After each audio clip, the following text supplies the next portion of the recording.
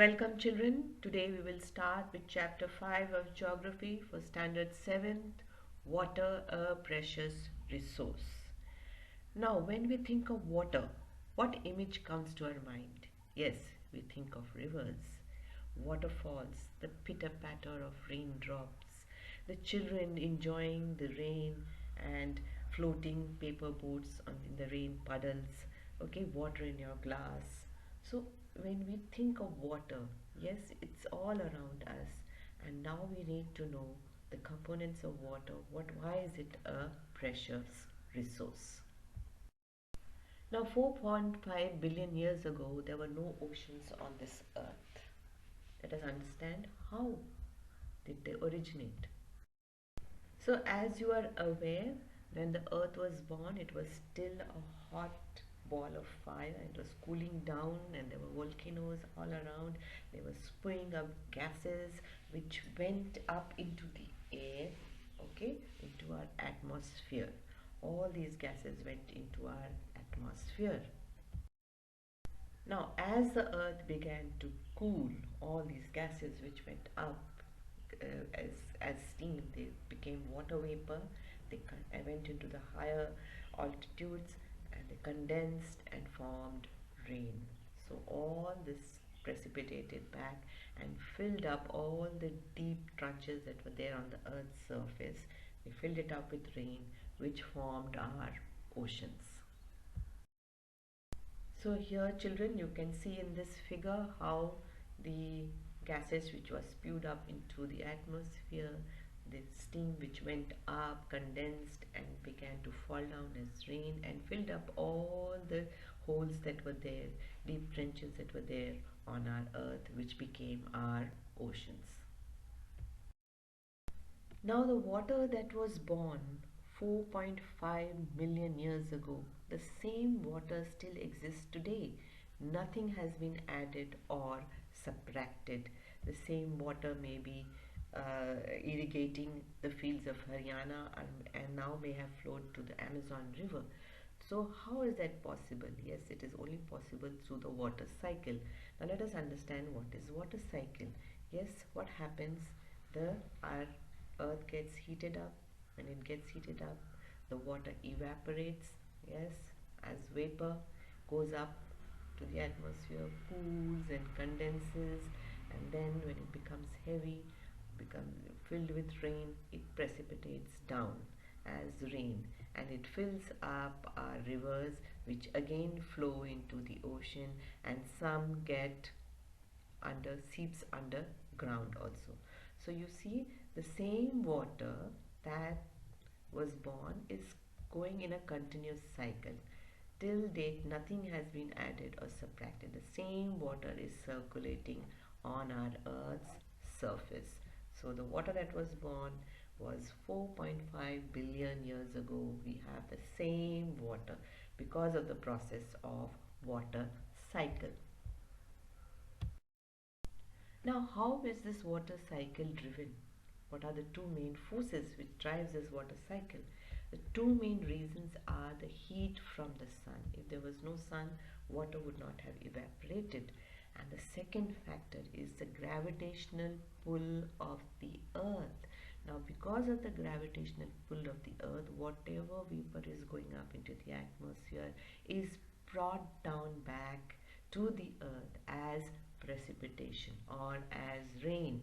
So without this, water cycle would not have been possible. So what are the two factors and two forces which are behind water cycle is the heat from the sun and the gravitational pull of the earth. So children, remember what are the three parts of the water cycle? They are evaporation, condensation and precipitation. So now let us quickly understand the definition of water cycle. Water is constantly moving from the earth's surface into the atmosphere and back again. It forms water vapor on heating and evaporates. It condenses on cooling and falls as rain or snow or sleet. Water that falls on the ground is collected in the rivers, which is then carried back to the ocean, and some seeps underground. So this transfer of water from one system to another and back again is called as water cycle or hydrological cycle. Now we see our earth is like a terrarium. Now what is a terrarium? It is an artificial enclosure for keeping small house plant. Now this activity you can do at home, which is given in your textbooks. It says you take a glass jar, fill it with soil, half of it with soil, and plants in it, some green plants, some small and some big. Arrange them properly, then spray them with water and close the jar lid. Okay, you will see after some time the leaves will evaporate water, and then it touches the glass surface and it condenses and again comes down. So this is the way the water cycle also takes place on our earth. Okay, so children, as you are aware, our earth has 71% of water, lots of water, and 29% of land, but yet water is precious. Why? Let us understand this. Yes, children, let us understand. With so much of percentage of water on the earth, we still have shortage of water. There is scarcity of water, and we must understand why water is precious and how we need to conserve it. Now children, out of the 71% of water, 97% of water is in our oceans and seas, and remaining 3%, which is fresh water, are in the form of lakes and rivers. Now children, out of that 3% of fresh water that we have, 30% is groundwater, which is not easily accessible. We cannot get it. 69% is in the form of glaciers and icebergs, frozen, which is not accessible. And out of the remaining 1%, okay, only 0.006% is used by people for their uses. Now children, out of that 0.006%, 70% goes to agriculture, and the rest, that is remaining 30%, is used for our daily needs, that is drinking, cooking, bathing, washing, swimming, industries, dam, manufacturing, schools, hospitals, landscaping, power plants, and the list is endless. So you see, with that small amount of water, we need to do so many things, and that's the reason why water is precious. We need to conserve it. Now there is an activity given in your textbook. You must try that out. It says you take 2 liters of water in a bucket, okay, and take another bucket and take out 12 spoons of water from it. Okay, just 12 spoons. So those 12 spoons of water that you taken out is fresh water, and the rest in the other bucket that had containing 2 liters, where we have taken out 12 spoons of water, is actually salty water, which we cannot use. It's found in seas and oceans. It's not fit for consumption. Okay, now out of those 12 spoons of water that we took out, let us see the distribution of fresh water. Okay, we see 9 spoons we cannot use because they are in the form of ice caps or glaciers which are frozen. 2 spoons are in groundwater, not accessible. Then we have 1 drop in the rivers, and half a spoon is in fresh water, is in lakes and rivers. So basically we have only 1.5 drops of water to use.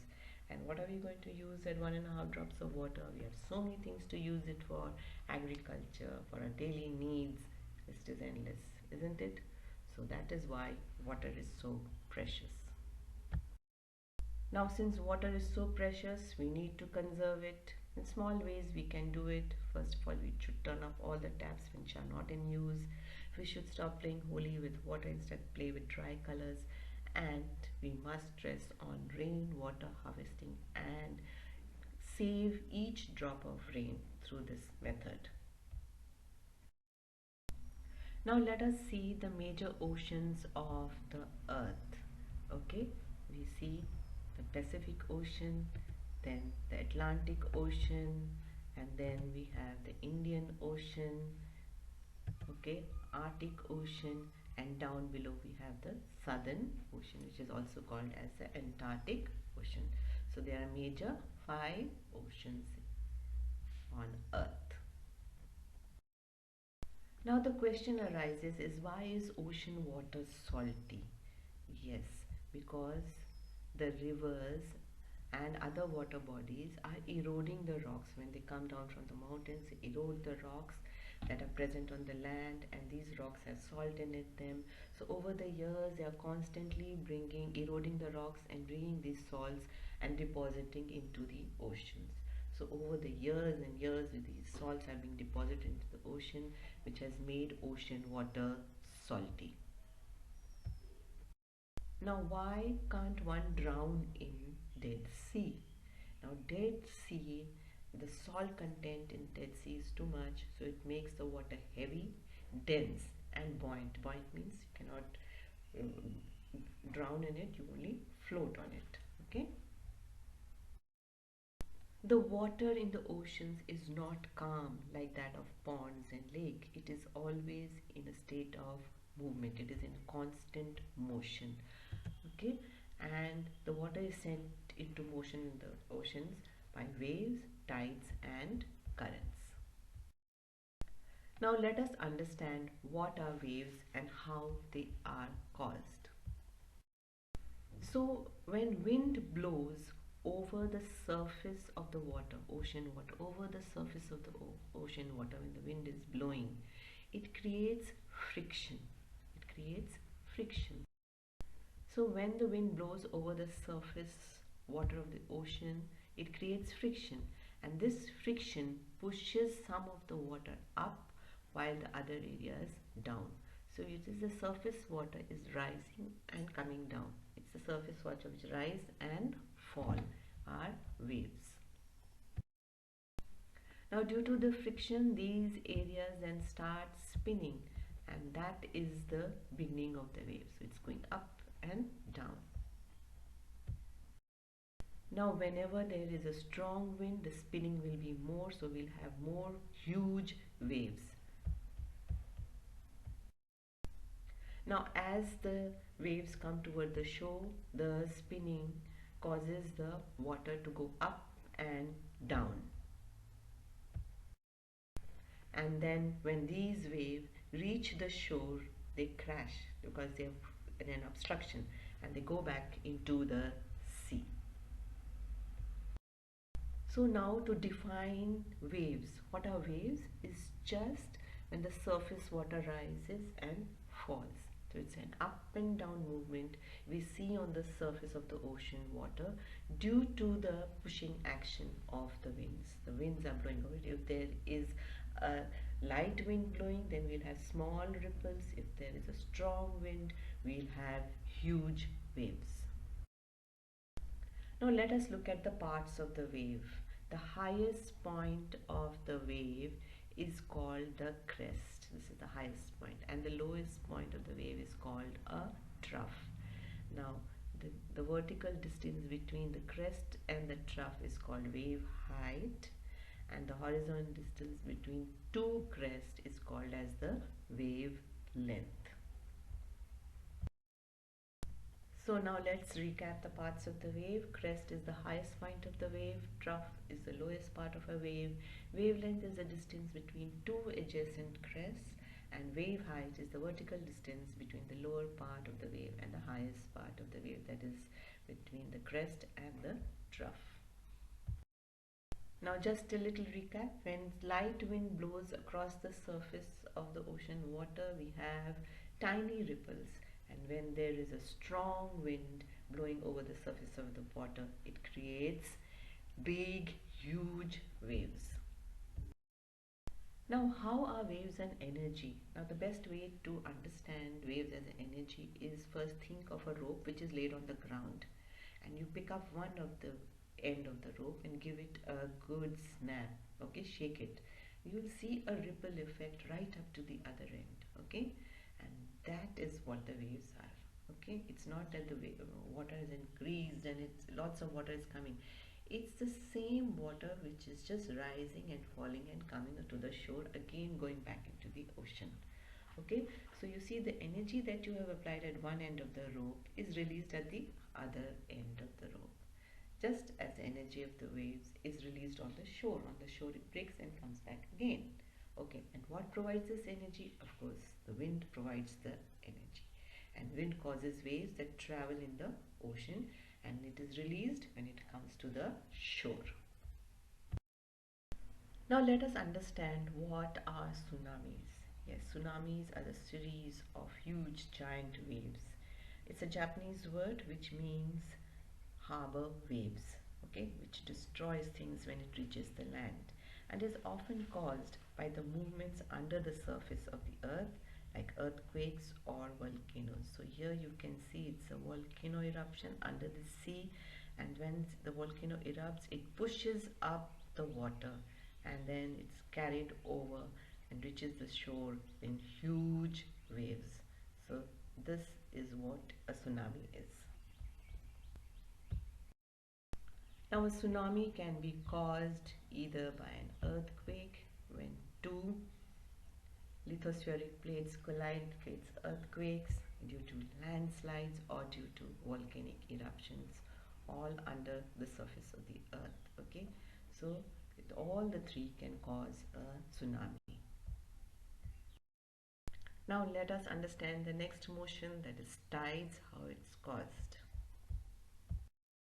Now tides are the alternate rise and fall of the level of the seawater. It goes up and down. The water level is high, rises and then falls. Okay, the surface of the level water rises and falls. It's called tide.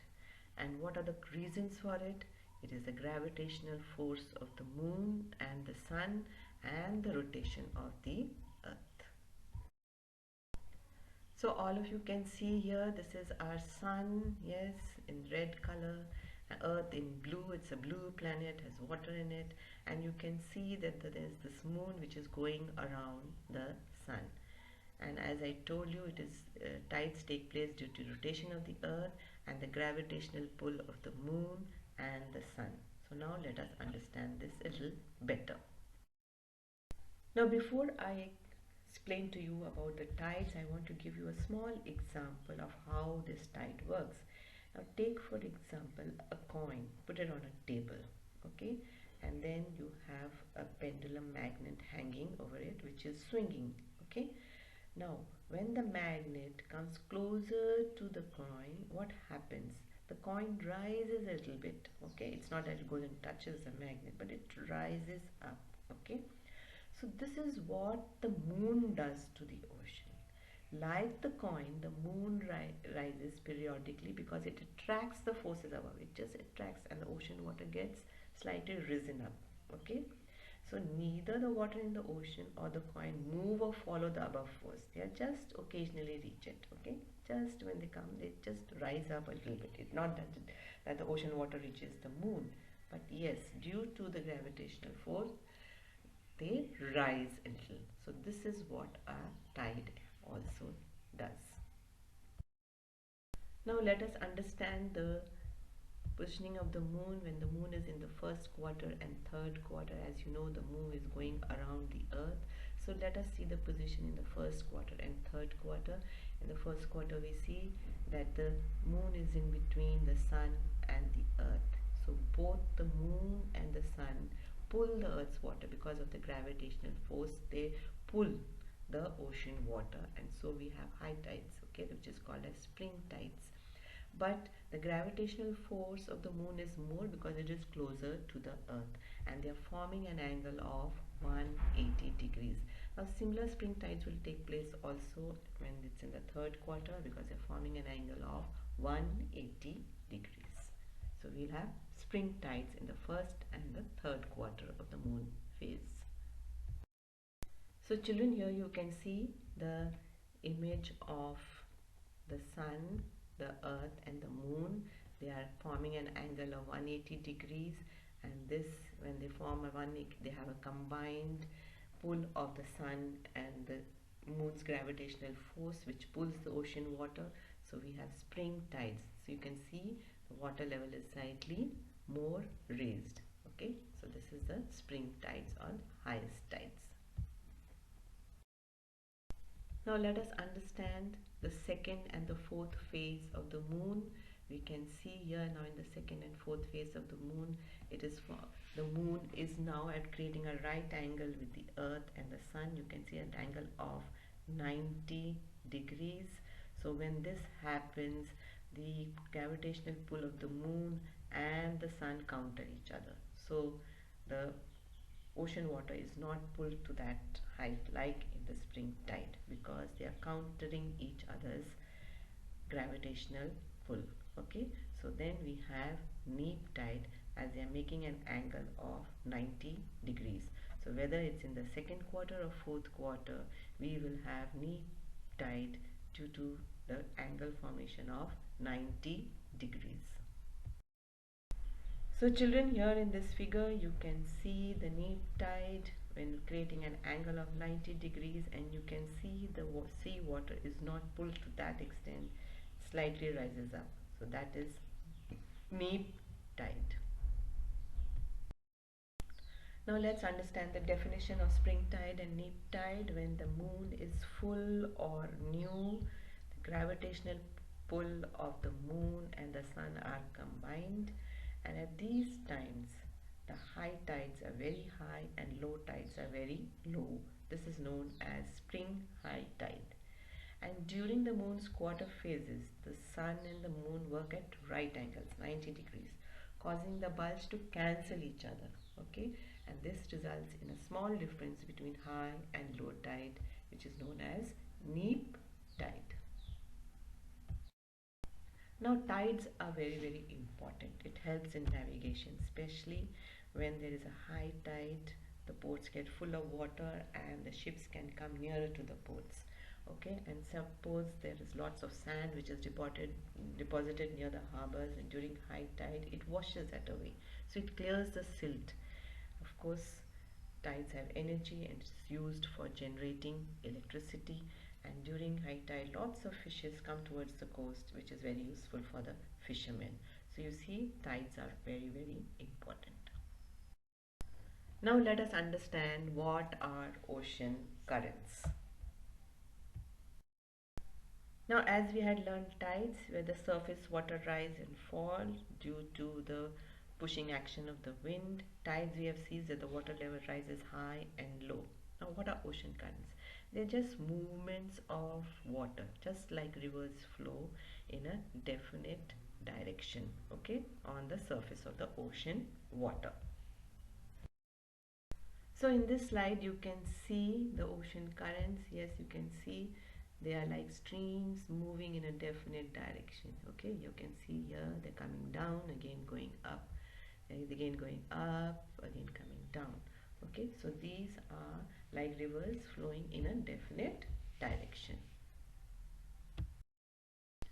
Now there are two types of ocean currents. One is warm currents, okay, and the other is cold currents. Now what are warm currents?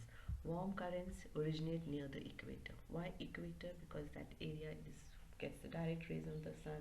The water gets heated up and hot water rises, okay, and flows towards the poles. So from equator the warm currents goes up to the poles, and opposite happens to the cold currents. Yes, it originates from the higher latitudes, that means from the polar regions. Cold dense comes down and flows towards the equator. So warm currents from equator goes to the poles, and cold currents, yes, correct, comes from the polar regions towards the equator. So here in this map you can see the dotted line is the equator, and then warm currents originate from the equator, go up towards the pole in the northern hemisphere, and then you can see also in the southern hemisphere. So you can see the equator divides the earth into two hemispheres, northern and southern. In the northern hemisphere they're going up towards the north pole, and here you can see in the southern hemisphere right from the equator towards the south pole. Okay, so these are warm currents. Similarly, children, you can see what are cold currents. You can see there, this is the equator, and cold currents come from the polar regions towards the equator. You can see in the northern hemisphere as well as in the southern hemisphere from the south pole towards the equator. So from the polar regions towards the equator are the cold currents. Now this map clearly shows you the cold currents and the warm currents. The warm currents are shown in red and the cold currents are shown in yellow. So you can clearly see that the yellow currents, which are cold currents coming from the polar regions towards the equator, and then you can see the warm currents which are in red starting from the equator going towards the poles. Okay. Now the few things that I would like to tell you is that the ocean currents influences the temperature of a place. If there are warm currents blowing, then that temperature of that area will be warm, will get more rainfall. If cold currents are blowing, then that area will not get any rainfall.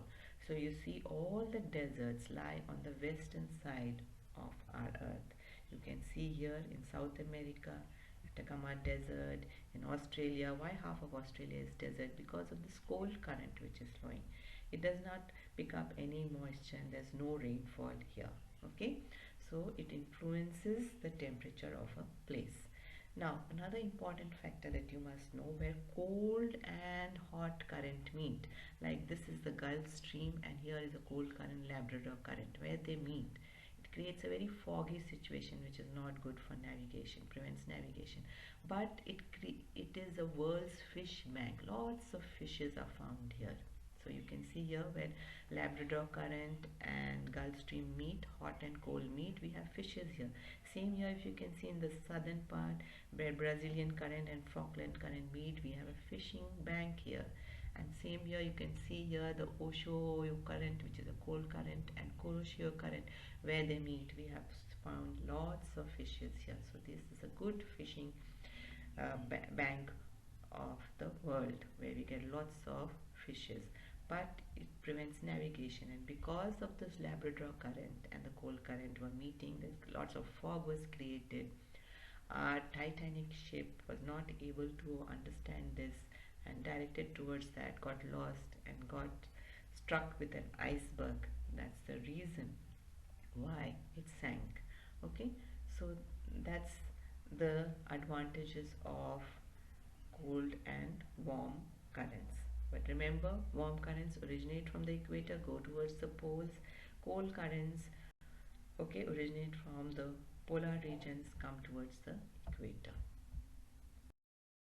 Now, how are these ocean currents caused? They are caused by the difference in the density of the seawater due to variation in temperature and salts, prevailing winds, and due to the rotation of the earth. Now, let us see the importance of ocean currents and what effect it has. Yes, it does influence the temperature of a place. I told you warm currents make the place warm, cold current makes the place cold, and these currents also determine the amount of rainfall. Warm currents bring in rainfall, whereas cold currents keep the area dry and results into desert. Ocean currents helps in navigation. So a captain of the ship can switch off his engine and it can easily flow in the direction of the current without switching on the engine. Just like as we use a paperboard and put it in water, it sails automatically in the way the water is flowing. In the same manner, these currents also help in navigation. Now, and as I told you, it is ideal for fishing because when both cold and hot current meet, there is an ideal situation for fishing. Lots of fishes are found there. But that is the area where it creates a foggy situation when both hot and current, when you mix hot water and cold water, don't you see it becomes foggy? Your mirror gets foggy. Yes, so because of the fogginess, it also hinders navigation. So that's the importance of ocean currents. So children, with this we conclude the chapter, and please do view and subscribe and wait for my next video with the next chapter. Thank you.